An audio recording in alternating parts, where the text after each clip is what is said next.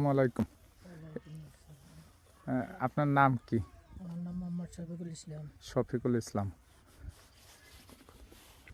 এই হলো আমাদের স্কুল এরিয়ার এক শ্রদ্ধেয় প্রতিবন্ধী মানুষ, যার একটি হাত নেই, কিন্তু তার অনেক প্রতিভা আছে। সেই প্রতিভাগুলোর ভিতর একটি হলো তার এই গরুর খামার আছে, দেশি গরুর খামার। সে কোরবানির সময় এই গরুগুলি বিক্রি করার জন্য এখন লালন পালন করতেছে। এর আগে তার দুগ্ধ খামার ছিল, যদিও দেশের ঘাসের ব্যবস্থার না থাকার কারণে সেই দুগ্ধ খামার এই মুহূর্তে সে বন্ধ রাখছে। আপনি কতটুকু জায়গায় হাল চাষ করছেন?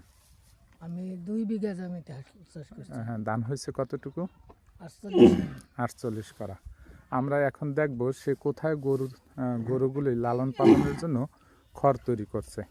এই হলো তার গরু লালন পালন করার জন্য খড়, যেখানে সে পাকা এবং খুব সুন্দর মতন তৈরি করছে। তার গরু এখনও, তার এখানে একটি বাচ্চা আছে, দেখুন। তার গরুর খামারের জন্য এটি হলো নেপিয়ার ঘাস। তার একটি হাত নেই, কিন্তু সে কিভাবে পা দিয়ে কত সুন্দর মতন পরিশ্রম করে। তাহলে একটি কথা আছে, প্রতিবন্ধী হলেও সে আমাদের দেশের সম্পদ। আসুন তার প্রতি আমরা সবাই সদয় হই, তাকে বিভিন্ন কাজে সহযোগিতা করি, তার প্রতি প্রতিহিংসা না হয়ে মানবিক আচরণ করি। খুব সুন্দর।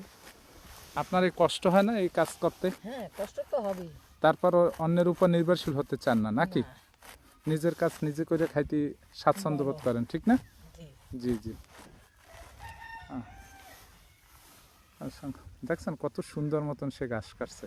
ও, যেটা আমরা একজন স্বাভাবিক মানুষও এত সুন্দর স্বাচ্ছন্দ্য মতন ঘাস কাটতে পারি না।